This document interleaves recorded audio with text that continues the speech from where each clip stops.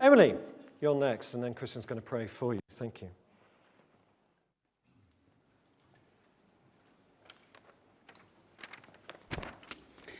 Clumsy at the best of times, so this could go very badly wrong. I had a very happily uneventful childhood. I grew up in a tiny little village in the countryside, the sort of place where everyone knows everyone. My mum is wonderful and very patient. She's been there with me through thick and thin. And my dad has inspired so much of my drive and my determination. My brother is wonderful and much, much funnier than me.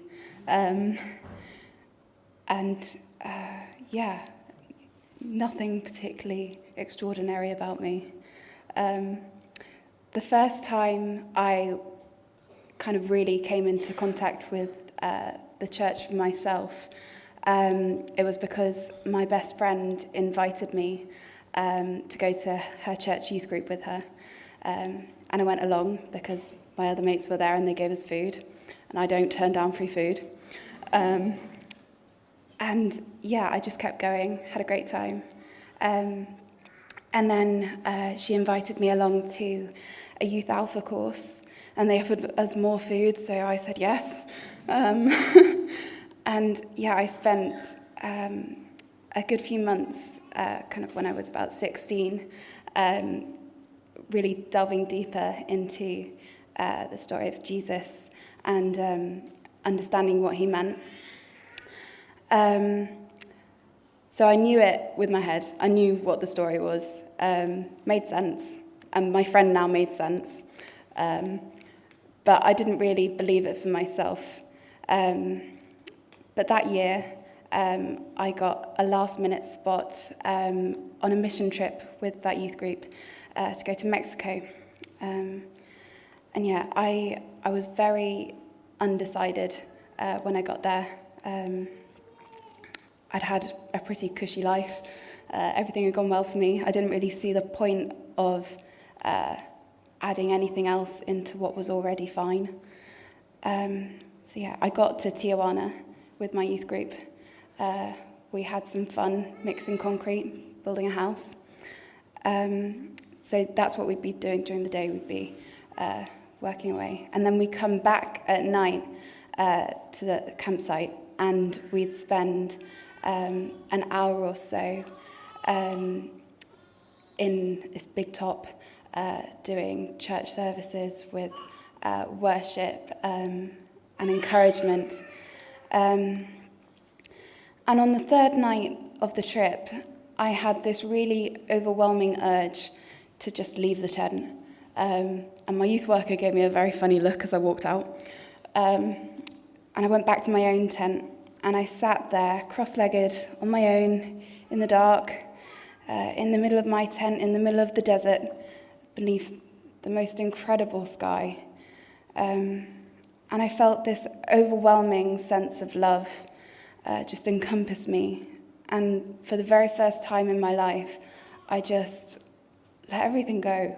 I laid myself bare. I let down my guard, all of my insecurities and worries and guilt. And I was grinning, and I was crying, and I was a mess. No different to normal. And that's okay, because God calls us as we are. God calls us in all our imperfections. And I became a Christian that night. My friend prayed with me. I said sorry for all the things I'd done in my life, the times I turned away from God. And I welcomed him into my life. And that's it. That's all it is. Simple. And I've had plenty happen in my life since then.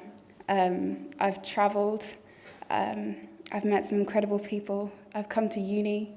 I've had some incredible highs. I've cried on several shoulders in this room. Some really almost unbearable lows. And there have been times when my faith has been really put to the test. But I stand on the other side of that, knowing my God better. He stands beside us in our pain, and he forgives us when we stumble. And believe me, I've taken so many nosedives. Jesus is our salvation, and we are welcomed with open arms when we come home. In Psalm 23, it says, "Even though I walk through the darkest valley, I will not be afraid, for you are close beside me." And the Christian faith is not about a bunch of rules. It's about relationship. It's about a Father who cares so deeply for us that he sent his only Son, first to walk with us and to model God's plan for us, and then ultimately to die for us. And at the center of that relationship with us is this pure, undying, unconditional love of a Father who wants nothing but the best for us. Jesus died on the cross in order to tear down those barriers that we build up between ourselves and God. An innocent taking the place of sinners, that's what grace is. And we spend our whole lives struggling to be perfect, and it's an impossible goal. I'm certainly a perfectionist. We can't do it. We will always make mistakes, and that's why we need God's grace. A grace that is sufficient for us, that is made powerful in our weakness. So I've been blessed, so blessed, with a wonderful family who support me, with friends who encourage me, and with a church that refreshes me. That even if I had none of this, I would still have that joy and that hope that God brings me.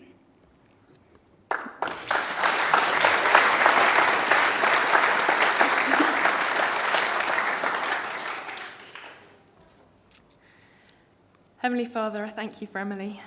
I thank you that you know her so well and that you have such an extraordinary love for her. As Emily said, we're not perfect, Lord, but you have given us such a wonderful hope through Jesus' death and resurrection. A hope that means we can have a relationship with you, that we're cleansed of our sin, and that we can walk as a follower of Jesus. Father, I pray that Emily would know what it's like to fully put her identity in Jesus. Friendships and relationships and work, both here at uni and in the future, they are all temporary things, but Jesus is constant, Lord, and he will never let her down. Father, this isn't a life that is always going to be easy. Would she use your strength to get through those difficult times, to persevere? Would you protect her from whatever tries to separate her from you, Lord? Lord, would you bless her now? Would you fill her with your Spirit, that it can do such great works in her for your glory? Father, I believe that you have an amazing plan for Emily's life and that you will continue to work in her. May we as a church family support and encourage her in this as she walks with Jesus. In his name, amen. Amen.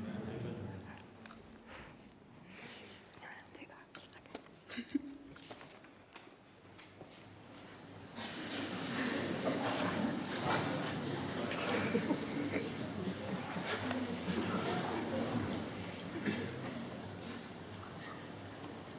Emily, have you turned from your sin and put your trust in Jesus Christ alone for your salvation? I do. We then baptise you in the name of the Father, the Son, and the Holy Spirit.